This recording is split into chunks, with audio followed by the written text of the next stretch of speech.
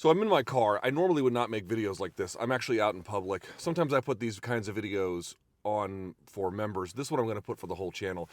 Please forgive me the circumstances, but the reason why I'm making this video is because I actually think this is gigantic, absolutely enormous, enormous news. Now, in some ways, it's not news at all, but in other ways, it is absolutely earth-shattering. So, here's the deal. Ari Emanuel apparently told a media outlet, I believe it was Forbes. I'll put a link to the tweet in the description box. If I can, I'll put something on the screen, but I don't know how to edit on my phone all that well. Ari Emanuel, the head of TKO, the head of WME or TKO certainly, has said that he kind of threw away a cryptic comment about we'll see what happens with the Ali Act. What he's referencing there is the Muhammad Ali Boxing Reform Act. It passed in the year 2000. Guys, if they're going to change the Ali Act, that is beyond description bonkers in terms of things I absolutely never saw coming. Why? The reason boxers make huge money and MMA fighters don't is because of the Muhammad Ali Boxing Reform Act. That's why. That's why. It is the thing that prevents them from having basically more than just getting big pay. It is the thing that prevents monopoly in the industry. Now, of course, that's imperfect, but it's the only thing I should say standing in the way. You might ask, what does the Muhammad Ali Boxing Reform Act do, or for short, the Ali Act? What does it do? Well, it does a bunch of things. We don't have to go into all of them, but it does some pretty important ones. One, it requires financial transparency. The promoter has to tell the fighter, and they have to be able to, show it through an audit, all the money they're making on the event, any kind of TV rights. They have to show how much they're making and losing, the whole 9 yards. They get real financial transparency. That's the first thing. Second thing, how about this one?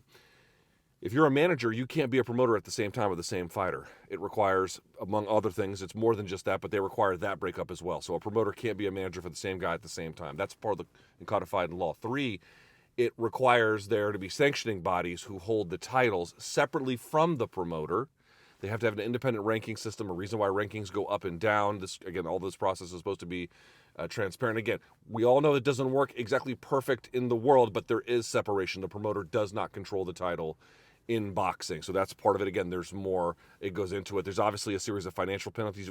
To the extent you break it, there's gigantic fines. You can even go to jail for violating the Muhammad Ali Boxing Reform Act. And it also enables state commissions to have a little bit more say as well, and it eliminates, or I should say eliminates a strong word, but it makes illegal super long and unfair contracts. You can't have a contract in boxing where it's like, hey, if you sign for 5 years, we'll give you a title shot. Can't do that because the Muhammad Ali Boxing Reform Act, the Ali Act, stops that. Dude, think about what it means to repeal that. Think about what it means to repeal that. That is changing the rules of boxing so that it ends up just looking like MMA. So these protections, the most important protections that boxers have, MMA fighters do not have protection under the Ali Act. Ari Emanuel may do nothing. TKO may do nothing. But we all know they are certainly connected to the current government in very, very tight and important ways. I don't know what the legal mechanisms would be and how they would get it started to repeal the Ali Act. I don't know if the president would issue an executive order. I don't know if they could try to repeal it through an act of Congress. I don't know. I don't know what they would do. I don't know how this would work. And again, I don't even know if they'll be successful or seek it out. But the fact that this guy at the head of this company that has monopolized the MMA industry is hinting about the future of what it could be, the Ali Act. What does it say about a law's ability to prevent monopoly if a monopoly from another industry doesn't really want to enter that space until they can get the rules helping to prevent monopoly overturned? If you are a boxer, if you know anybody who is a boxer, a pro boxer, if there's any pro boxers watching this,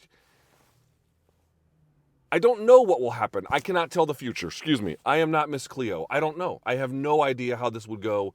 I have no idea what this would mean on a personal level, right? And I don't know if it will actually happen. I am spitballing here, and I hope everyone understands that. But if they do change and remove the Ali Act, the margins are from 70 to 30 to the boxers are going to go, 80-20.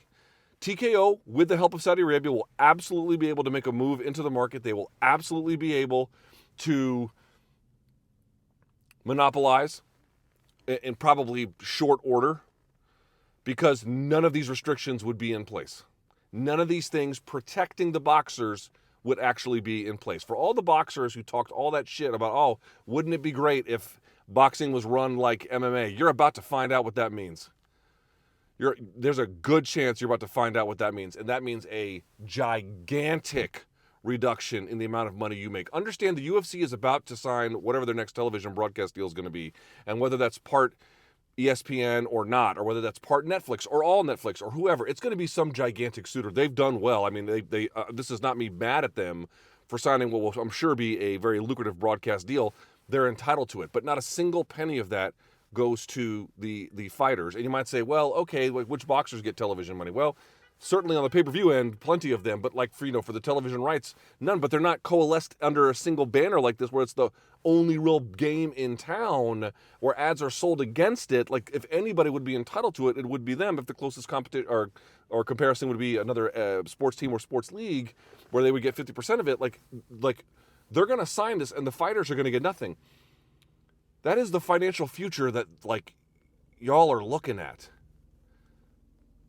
Y'all are looking at a world where you're going to have all the same rights and privileges that the MMA fighters have, which is none on a federal level. Only boxers have that. And I have a prediction, too. If this actually does go through, I honestly think you're going to see the boxers fall in line, just like the MMA fighters did. I don't know if it will go through. I have no clue. This is just a hint he threw out today. But if it goes through, you're going to watch the boxers fall in line, because they're all going to want to get on the one gravy train left in town, and that's going to give them all the fucking leverage. And this is what I mean when I go back to, like, people say the dumbest shit about boxing when they're like, I don't like it when the sanctioning bodies have the titles. Yeah, motherfucker, nobody does. Except, well, the bullshit-ass sanctioning bodies, but none of us do.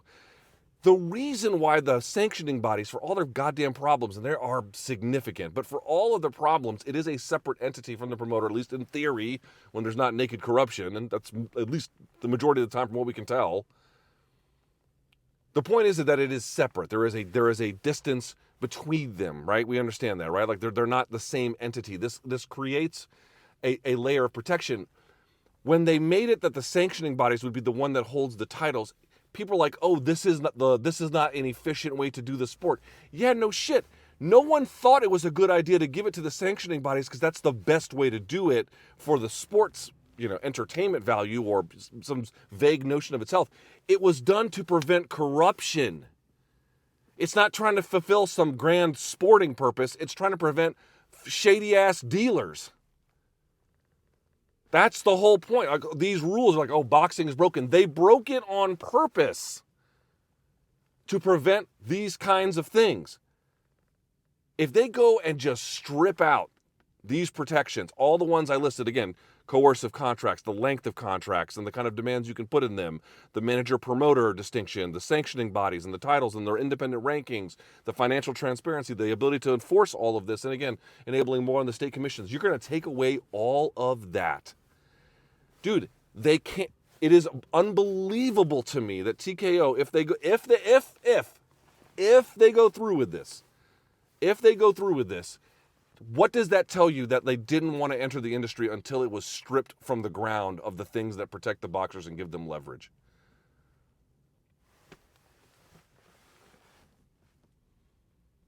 It's unbelievable. Or I guess actually it's not. It's not unbelievable at all, but it appears to be something that, if you're a boxer and you're a manager, man, you better get ready. You better get ready. Maybe they do nothing. But if he's hinting at that, and they're as connected as they are, and that's what they need to monopolize the market, because PBC is weak. Anything, it's hard to monopolize worldwide. It would take some time, but certainly within the American market, it could happen very quickly. Oh, man. Wow. They're just going to change the rules of the game. We're not going to play the game. We're just going to change the rules. by, again, we'll see what happens, but if they repeal the Ali Act just by stripping out protections for boxers, imagine making the argument that the problem with boxing, the real problem with boxing, is that there isn't enough promoter-to-boxer exploitation. That's the thing that's missing. From the promoter to the boxer, there's just not enough exploitation. So let's strip out this act and fix that problem. Stay tuned for more.